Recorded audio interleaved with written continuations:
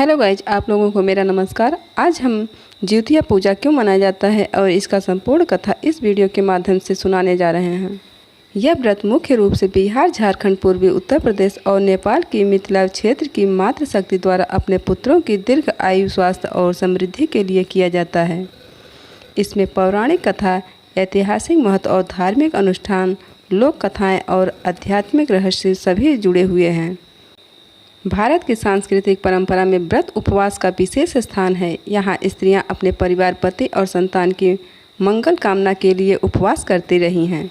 छठ पूजा, करवा चौथ, हरितालिका तीज की तरह इस जिउतिया व्रत का भी मातृशक्ति का अनोखा पर्व है। यह व्रत विशेष रूप में संतान की लंबी उम्र और सुख समृद्धि के लिए किया जाता है।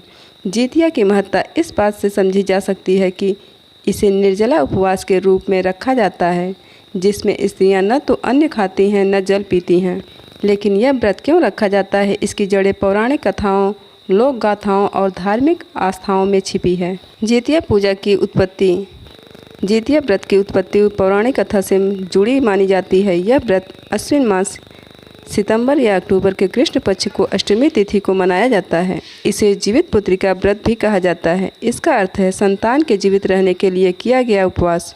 नेपाल और बिहार, झारखंड में यह व्रत विशेष रूप से लोकप्रिय है। यह माना जाता है कि इस व्रत को करने वाली स्त्री की संतान पर कोई भी संकट नहीं आता और पुत्र दीर्घायु होते हैं। जिउतिया व्रत की मुख्य कथा जीमूत वाहन की। जीमूत वाहन कौन थे?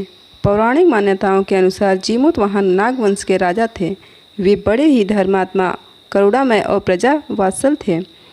उनका हृदय दया से भरा हुआ था। गरुण और नागों का संघर्ष। पौराणिक काल में गरुण और नागों में शत्रुता थी। गरुण, जो भगवान विष्णु का वाहन है, नागों को अपना आहार बनाता था।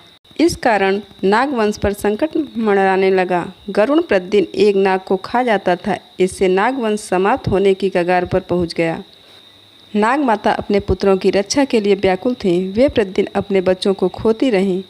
उस समय जीमूत वाहन ने वचन दिया कि वे नाग माता के पुत्रों की रक्षा करेंगे और स्वयं बलिदान देंगे। एक दिन जीमूत वाहन ने गरुड़ के सामने स्वयं को प्रस्तुत कर दिया। उन्होंने कहा, हे गरुड़देव, आज आप मुझे अपना आहार बना लीजिए।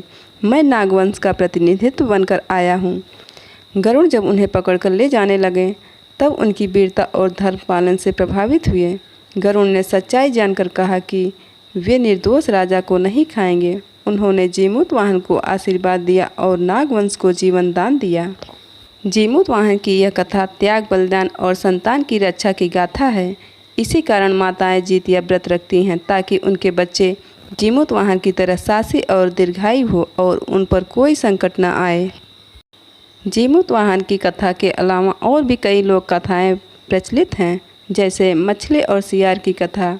एक समय की बात है जब दो औरतें, एक मछुआरिन और दूसरी सियारिन, दोनों ने जिउतिया व्रत रखा।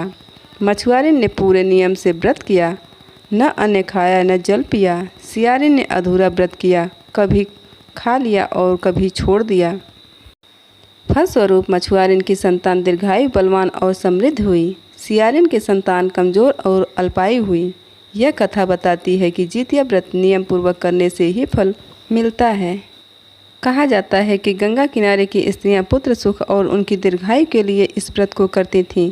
धीरे धीरे यह परंपरा लोक जीवन में गहराई से जुड़ गई। आइए जानते हैं जिउतिया व्रत की विधि। जिउतिया व्रत की अपनी विशेष विधि है। इसमें मुख्य 3 चरण होते हैं।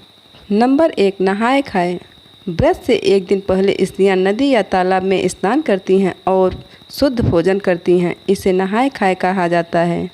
नंबर 2, निर्जला उपवास। अष्टमी तिथि को स्त्रियां पूरे दिन उपवास रखती हैं। वे न तो अन्न खाती हैं और न ही पानी पीती हैं। यह व्रत पूर्णतः निर्जला होता है। नंबर 3, पारण। नवमी तिथि को व्रत का पारण किया जाता है। स्त्रियां सुबह स्नान कर पूजा करती हैं और फिर फलाहार या अन्न ग्रहण करती हैं। पूजा सामग्री और अनुष्ठान। मिट्टी का जीमूत वाहन का प्रतिमा बनाकर पूजा की जाती है। धूप, पुष्प, फल, दीपक और धूप से पूजन होता है। स्त्रियां व्रत की कथा सुनती हैं और सुनाती हैं। घर के आंगन या मंदिर में स्त्रियां मिलकर पूजा करती हैं। इसका धार्मिक महत्व।